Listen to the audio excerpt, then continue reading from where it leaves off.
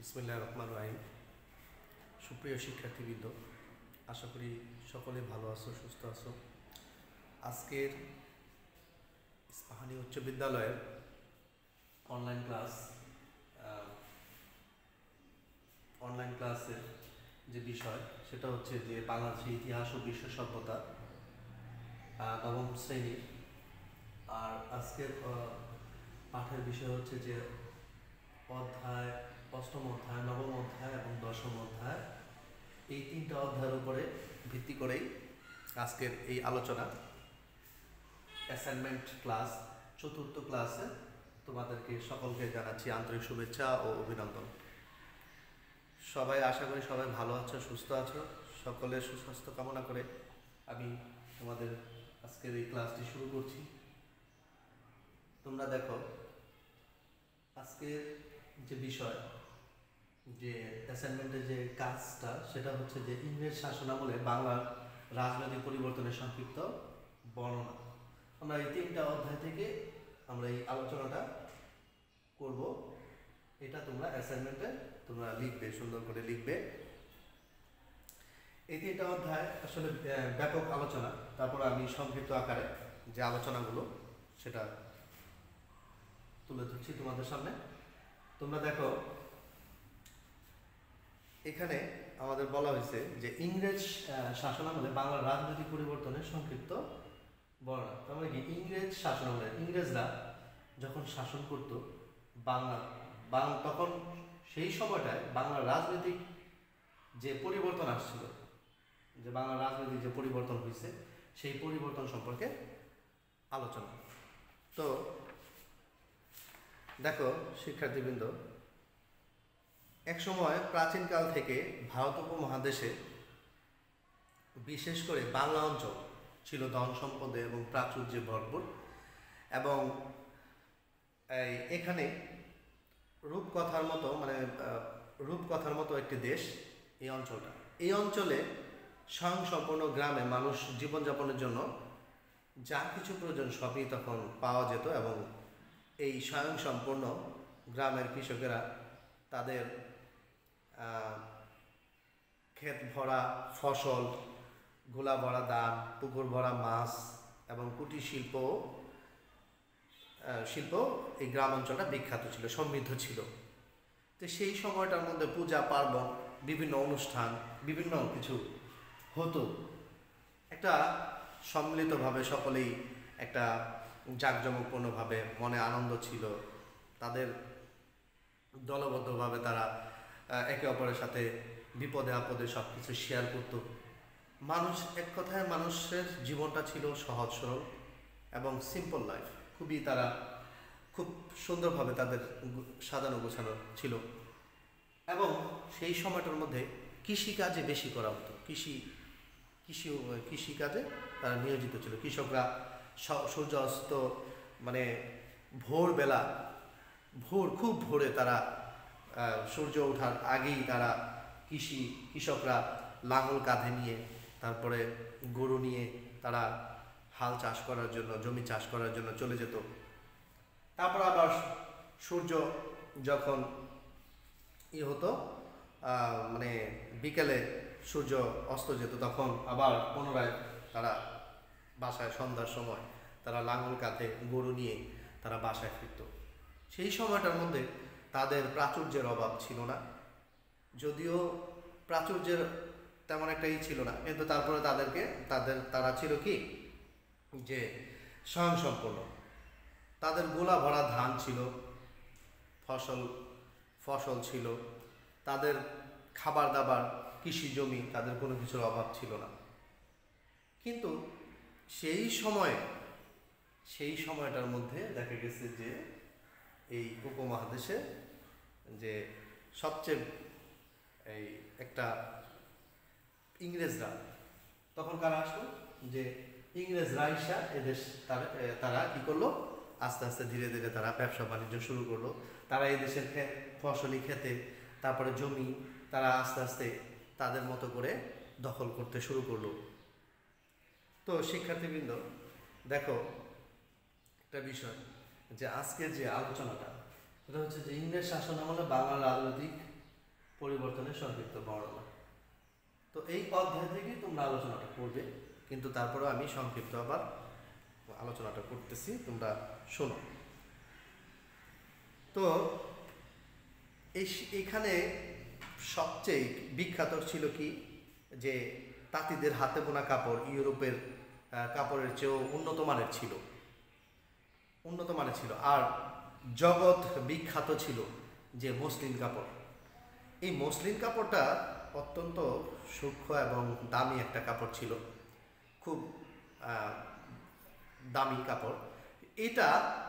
এটা এখানে পাওয়া যেত তখনকার সময় এই অঞ্চলে। তাছাড়া উপমহাদেশের অন্যান্য অঞ্চলে নানা ধরনের বাণিজ্যিক পণ্য এবং মশলার জন্য বিখ্যাত ছিল। এসব পণ্যের আকর্ষণেই অনেকেই এদেশের সঙ্গে বাণিজ্য করতে এসেছে। বিশেষ করে ইংরেজ ইস্ট ইন্ডিয়া কোম্পানিও উপমহাদেশে এসেছিল ব্যবসা বাণিজ্য করতে। পরবর্তী সময়ে তারা এদেশের রাষ্ট্র ক্ষমতা দখল করতে সক্ষম হয়। এদেশের আগত অন্যান্য ইউরোপীয় কোম্পানিকে পরাজিত করে স্থানীয় শাসকদের বিরুদ্ধে নানামুখী তারা ষড়যন্ত্র শুরু করে, কিভাবে তারা ব্যবসায় তারা লাভ করতে পারে সেজন্য। কোম্পানি এই অঞ্চলে ইংরেজ শাসনের সূচনা করে এবং এটাই ছিল তাদের মুখ্য উদ্দেশ্য। এখানে দেখা গেছে যে ইস্ট ইন্ডিয়া কোম্পানি ভারতীয় উপমহাদেশে বাণিজ্য করার জন্য, এখানে একটা পয়েন্ট তোমরা আলোচনা করবা, বাংলার ইংরেজ শাসনের সূচনা। বাংলায়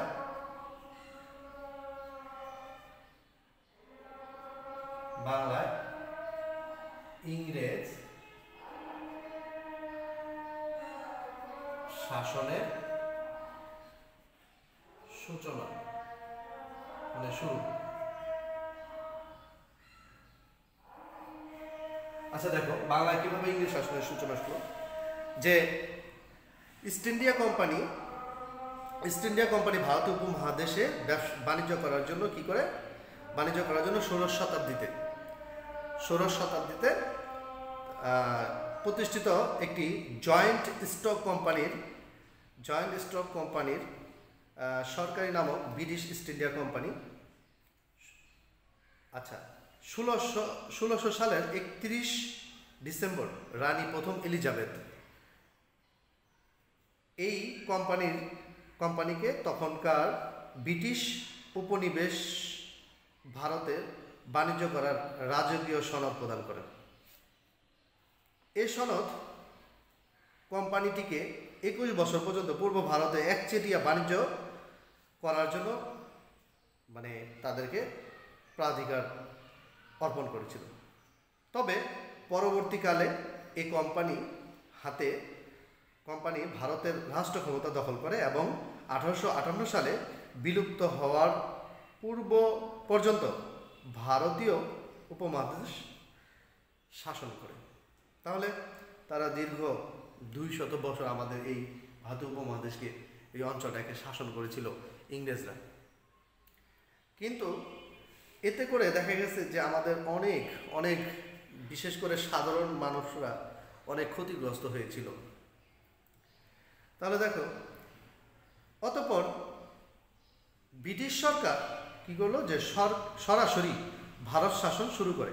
1608 মুঘল সম্রাট জাহাঙ্গীরের শাসনামলে অনুমতি নিয়ে 1612 সালে সুরাটে প্রথম বাণিজ্য কুঠি স্থাপনের অনুমতি পায়।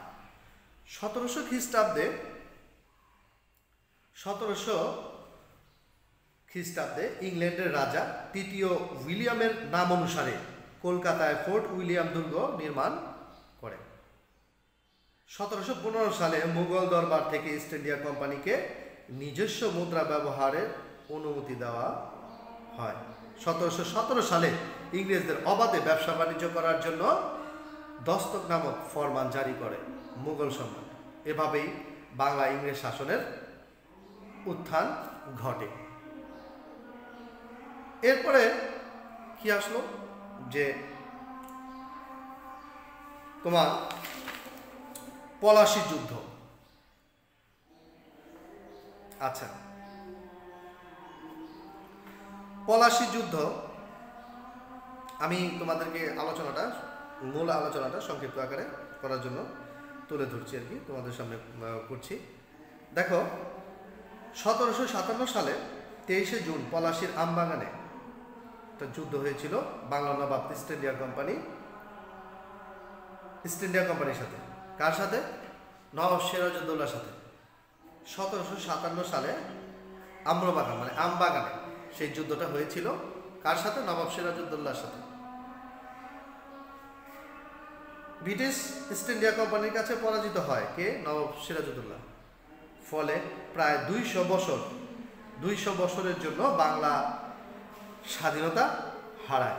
1757 সালের এই দিনে নদিয়া জেলার পলাশী প্রান্তরে রবার্ট ক্লাইভ, মীর জাফর, রায়দুর্লভ, ইয়ার লতিফ চক্র এই কালো দিবসের জন্ম দেন।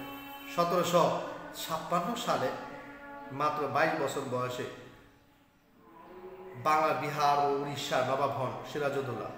ক্ষমতা গ্রহণের পর নানা কারণে নবাবের সঙ্গে ইংরেজ বণিকদের কি হয়? একটা বিরোধ সৃষ্টি হয়। আচ্ছা, এরপরে দেখো এরপর যে পয়েন্টটা আমি আলোচনা করলাম যে পলাশীর যুদ্ধ।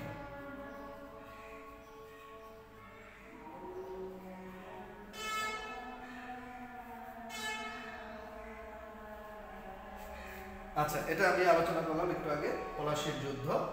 এখন যেটা সেটা হলো যে দ্বৈত শাসক। পরের পয়েন্টটা দ্বৈত শাসক।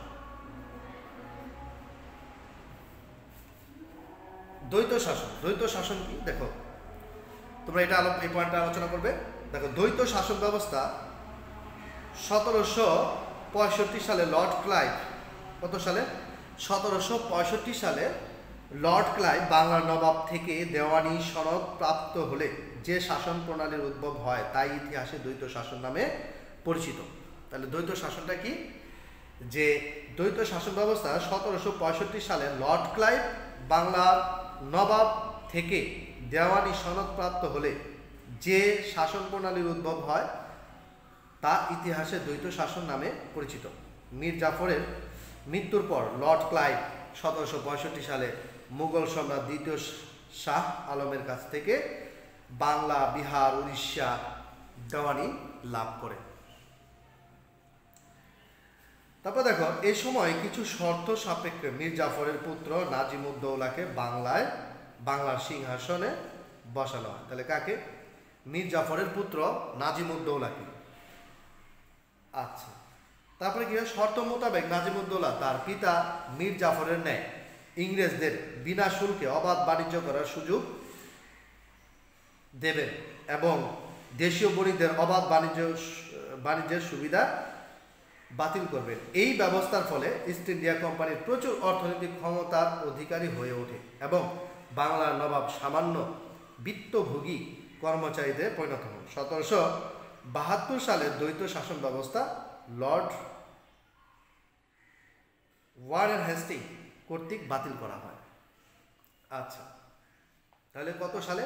1772 সালে দ্বৈত শাসন ব্যবস্থা লর্ড ওয়ারেন হেস্টিং কর্তৃক এটা বাতিল করা হয়। এরপরে চিরস্থায়ী বন্দোবস্ত।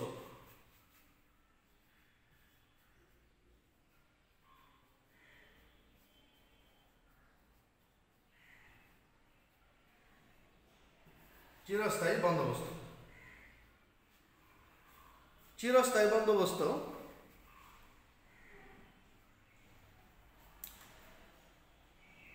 1799 সালে কর্নওয়ালিস প্রশাসন কর্তৃক ইস্ট ইন্ডিয়া কোম্পানি সরকার ও বাংলার ভূমি মালিকদের সকল শ্রেণীর জমিদার ও স্বতন্ত্র তালুকদারদের মধ্যে সম্পাদিত একটি স্থায়ী চুক্তি।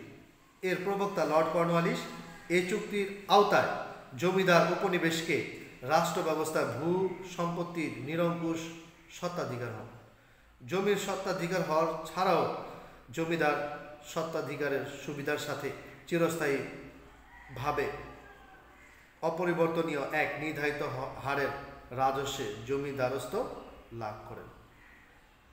চুক্তির আওতায় জমিদারদের কাছে সরকার রাজস্ব দাবি বৃদ্ধির পথ রুদ্ধ হয়ে গেলেও জমিদারদের তরফ থেকে প্রজাদের উপর রাজস্বের দাবি বৃদ্ধির ক্ষেত্রে কোনো বিধিনিষেধ আরোপিত হয়নি।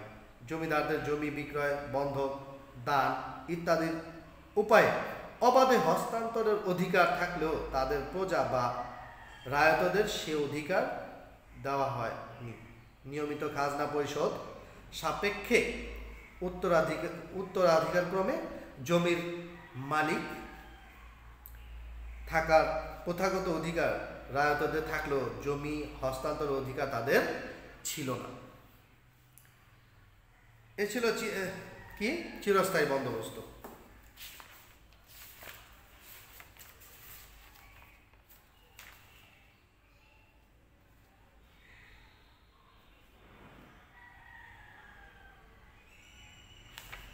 আচ্ছা,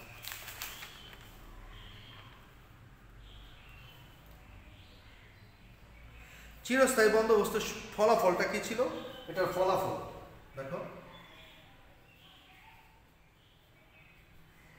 চিরস্থায়ী বন্দোবস্তের ফলাফল ছিল যে বাংলার আর্থসামাজিক ও রাজনৈতিক কাঠামোর সদর প্রসারী প্রভাব ফেলে এটা। কর্নওয়ালিস জমিদার ছিলেন, তিনি ইংল্যান্ডের মতো এদেশেও একটি জমিদার শ্রেণী গড়ে তুলতে চেয়েছিলেন। কে? ইংল্যান্ডের মতো লর্ড কর্নওয়ালিস। কিন্তু ও ইউরোপ আর উপমহাদেশের আর্থসামাজিক কাঠামো ও তার বিকাশ ধরন এক ছিল না, ফলে বাইরে থেকে চাপিয়ে দেওয়া এ ব্যবস্থার সুবিধার চেয়ে অসুবিধায় অধিক পরিলক্ষিত হয়েছিল। আচ্ছা, তোমরা পেজ নাম্বার এখান থেকে একটু আলোচনা করবা, যে অষ্টম অধ্যায়ের প্রথম দিক থেকে একটু আলোচনা করবে, তারপর আমার এই যে পয়েন্টগুলো লিখছি এটা এখান থেকে একটু আলোচনা করবে। পেজ নাম্বার কত? 96, 97, 98 এখান থেকে তোমরা একটু আলোচনা করবে। আর 100 নাম্বার পেজ,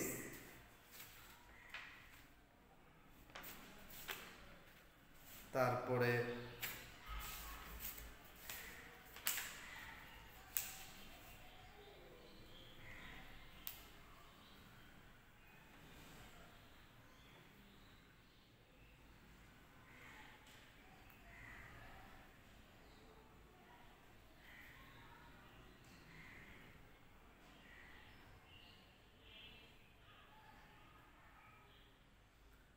দেখো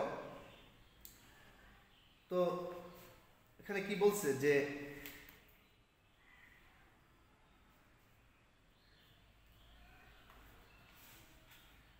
ইংরেজ শাসনামলে নবম অধ্যায় ইংরেজ শাসনামলে বাংলার প্রতিরোধ, নবজাগরণ ও সংস্কার আন্দোলন। এইখান থেকে তোমরা একটু আলোচনা করবে যে বাংলার এক সময় যে আন্দোলনগুলো হয়েছিল, যে অপরাধ আন্দোলনগুলো হয়েছিল ইংরেজদের বিরুদ্ধে, যে মূলত 18 ও 19 শতক জুড়ে এই অঞ্চলে সামাজিক এবং রাজনীতিতে বইতে থাকে পরিবর্তনে হওয়া। এই পরিবর্তনের প্রথম সূচনা করে বাংলার কৃষক এবং সাধারণ মানুষ। তো যে আন্দোলনগুলো হয়েছিল সে আন্দোলনগুলো কি? যে প্রতিরোধ আন্দোলনের মধ্যে ছিল ফকির আন্দোলন। প্রতিরোধ আন্দোলনের মধ্যে দেখো, প্রতিরোধ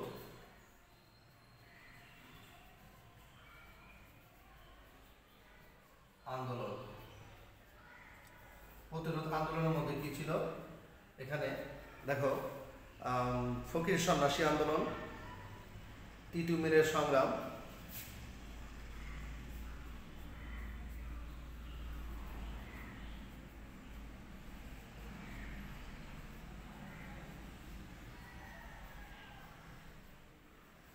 ফকির সন্ন্যাসী আন্দোলন,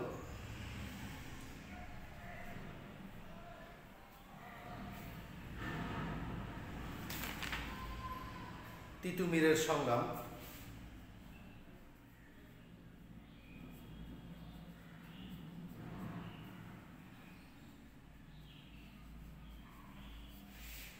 ফকির সন্ন্যাসী আন্দোলন, তিতুমির সংগ্রাম, তারপর হচ্ছে নীল বিদ্রোহ,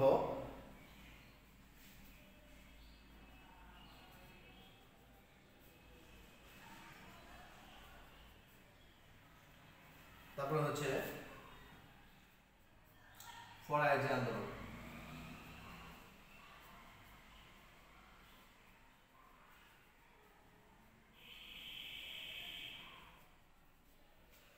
তাহলে এই আন্দোলনগুলো হয়েছিল। তো দেখো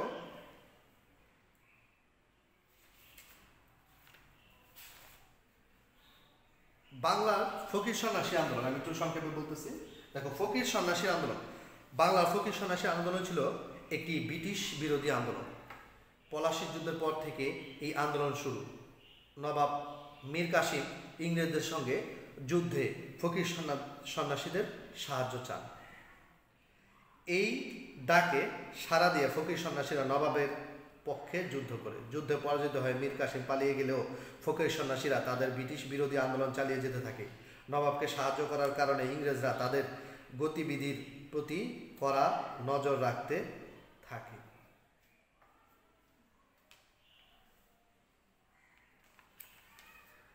চিরাচরিত রীতি অনুযায়ী ফকির সন্ন্যাসীরা ভিক্ষাবৃত্তি বা মুষ্টি সংগ্রামের মাধ্যমে জীবিকা নির্বাহ করত। ধর্মীয় উৎসব, তীর্থস্থান দর্শন উপলক্ষে সারা বছর তারা এক স্থান থেকে আরেক স্থানে ঘুরে বেড়াত। তাদের সঙ্গে নিরাপত্তার জন্য নানা ধরনের হালকা অস্ত্র থাকত। আচ্ছা, তারপরে বাংলা ব্রিটিশ শাসন প্রতিষ্ঠার পূর্ব পর্যন্ত তারা ছিল স্বাধীন এবং মুক্ত। এরপরে দেখো 1760 সালে পশ্চিমবঙ্গের বর্ধমান জেলার সন্ন্যাসীরা ইংরেজদের বিরুদ্ধে প্রথম বিদ্রোহ শুরু করে। 1771 সালে মজনু শাহ উত্তর বাংলায় ইংরেজ বিরোধী তৎপরতা শুরু করেন। 1777 থেকে 1786 সাল পর্যন্ত রংপুর, রাজশাহী, দিনাজপুর, ময়মনসিংহ জেলায় ইংরেজদের সঙ্গে মজনু শাহ বহু সংঘর্ষে লিপ্ত হন। তার যুদ্ধ কৌশল ছিল গেরিলা পদ্ধতি এবং অর্থাৎ অতর্কিত আক্রমণ করে নিরাপদে সরে যাওয়া। ইংরেজদের পক্ষে তাকে চূড়ান্তভাবে পরাজিত করা কখনোই সম্ভব হয়নি। সন্ন্যাসীদের আন্দোলন প্রধান নেতা ছিলেন কে? যে এখানে মজনু শাহ, সুবহান শাহ, চেরাগ আলী শাহ, করিম শাহ, মাদার বক্স প্রমুখ ফকির। এই নেতা কয়েক বছর ইংরেজ প্রশাসনকে ব্যতিব্যস্ত করে রাখেন এবং 1800 সালে তারা চূড়ান্তভাবে পরাজিত হন। অপরদিকে সন্ন্যাসীদের বিদ্রোহী নেতা ছিল ভবানী পাঠক। 1700 তাহলে ফকির, অপরদিকে সন্ন্যাসীদের বিদ্রোহী নেতা ছিলেন কে? নেতা ছিলেন ভবানী পাঠক। 1787 সালে লেফটেন্যান্ট ব্রেনারের নেতৃত্বে একদল ব্রিটিশ সৈন্যের আক্রমণে 2 সহকারী সহ নিহত হন। সন্ন্যাসী আন্দোলনের প্রধান নেতা ছিলেন তিনি। তার মৃত্যুর সঙ্গে সঙ্গে সন্ন্যাসী আন্দোলনের অবসান ঘটে। এবার আসো তিতুমিরের সংগ্রাম। তিতুমিরের সংগ্রামটা কি? যে আমরা জানি যে মীর নিসার আলী ওরফে তিতুমির 24 পরগনা জেলা বারাসত মহকুমা গ্রামে তিনি জন্মগ্রহণ করেছিলেন।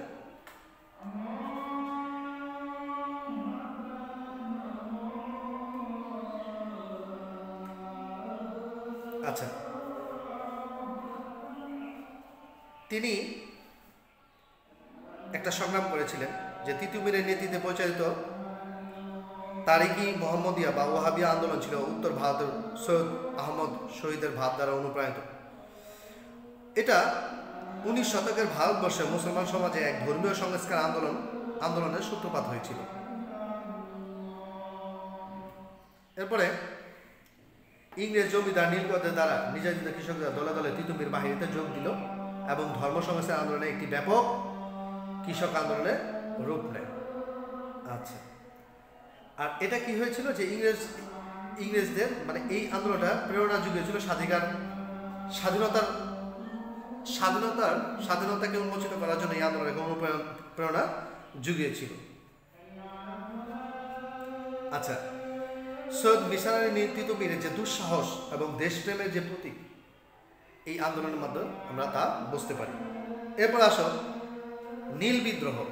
ইংরেজরা এদেশে এটা কেন বিদ্রোহ করেছিল? যে ইংরেজরা এদেশে এসেছিল ব্যবসা বাণিজ্য করার জন্য।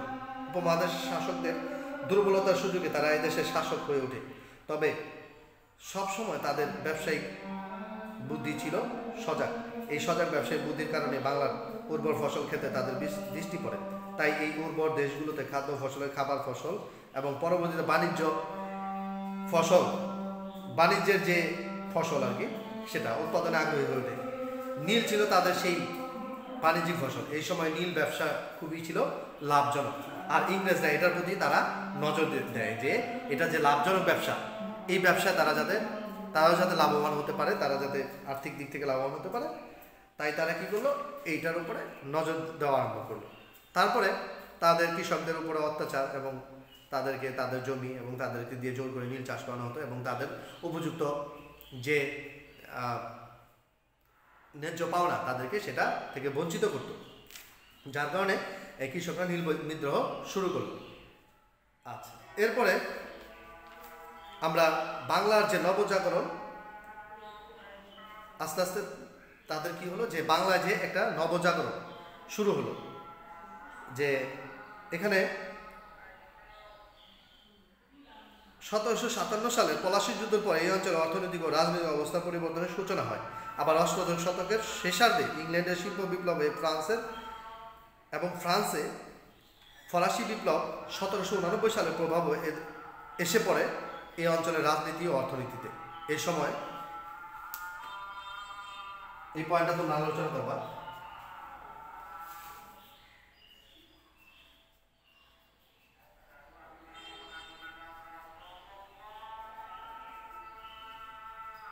বাংলা নবজাগরণ। আচ্ছা,